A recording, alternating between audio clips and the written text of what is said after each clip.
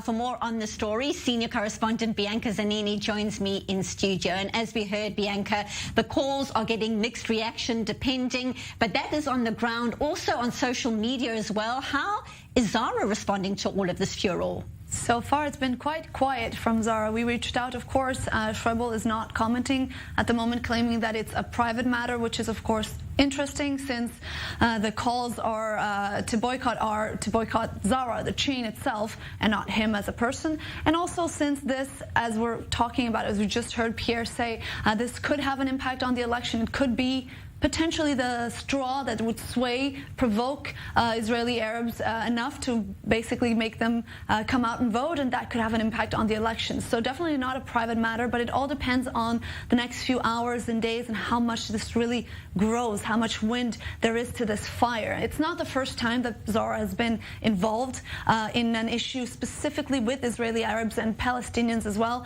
Just last year, their head of women's design, I want to say Vanessa Perlman, I want to say her name right, she got in an online argument with a Palestinian male model about the situation in Gaza, and I'm just going to read here what she said. I have the quote here.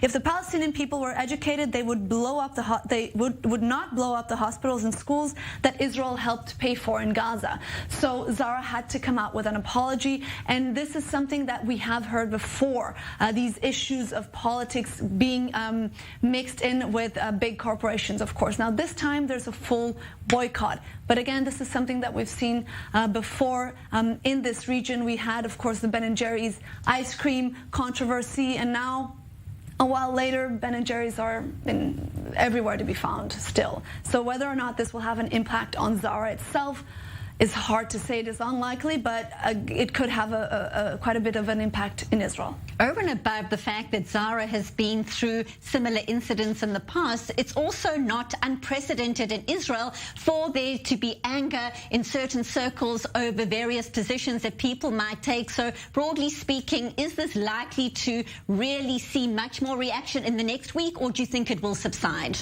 Oh, that's a good question. I think it depends on basically, when we've seen this before, what happens is the momentum of the social media, right? We're seeing now that it's catching on to TikTok, to Twitter, to Facebook. It's not just staying on one Instagram or just on Twitter. It's really catching on, and we're also starting to see reactions from authority figures to this. We've heard from the chief advisor for the Palestinian Authority on Religious Affairs calling for a fatwa, a decree not to boycott, and calling for other Arab leaders and Islamic authorities across the world to join in. So it really depends on how much wind this will have outside of just online, but actually on the ground. Watching on the ground and online. Thank you so much, Senior Correspondent Bianca Zanini.